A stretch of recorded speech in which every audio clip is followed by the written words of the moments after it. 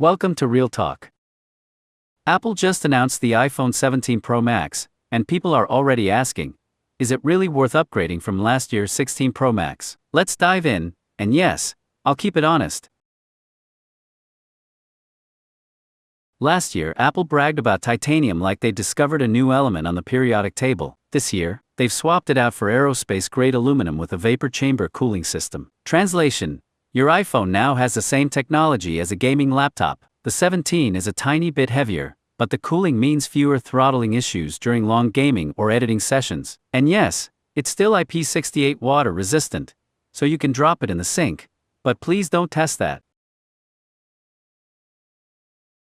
Both phones have a 6.9-inch Super Retina XDR OLED with ProMotion up to 120Hz and always-on display. The real upgrade: brightness. The 17 Pro Max hits 3000 nits outdoors. That's bright enough to check your notifications on the surface of the sun, or, more realistically, at the beach without squinting like you just saw your ex. The 16 Pro Max had the A18 Pro chip, already super fast. The 17 steps up with the A19 Pro Plus at vapor chamber. Apple says up to 40% better sustained performance. Translation: your iPhone can now handle 4K editing, ray-traced games, and TikTok scrolling marathons without breaking a sweat.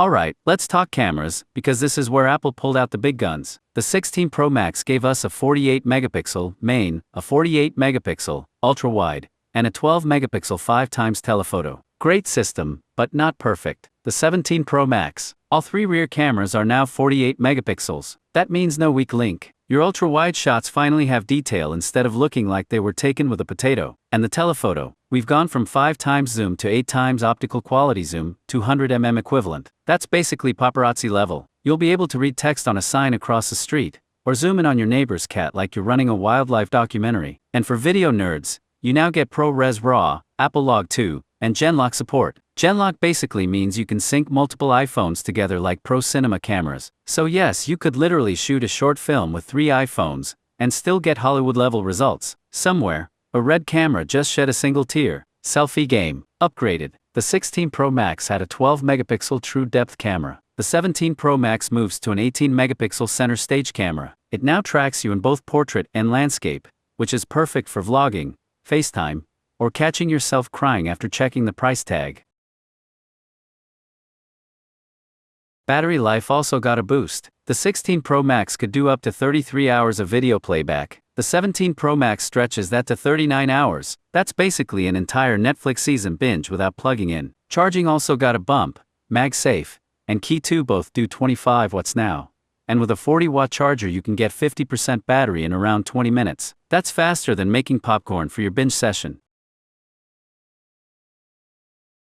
Both have Wi-Fi 7 and USB-C with 10 gigabit transfers, but the 17 adds Bluetooth 6 and Apple's new N1 networking chip. Oh, and in many markets, no SIM tray, eSIM only, which is fine, until you travel and realize the only SIM card you'll be swapping is your sanity.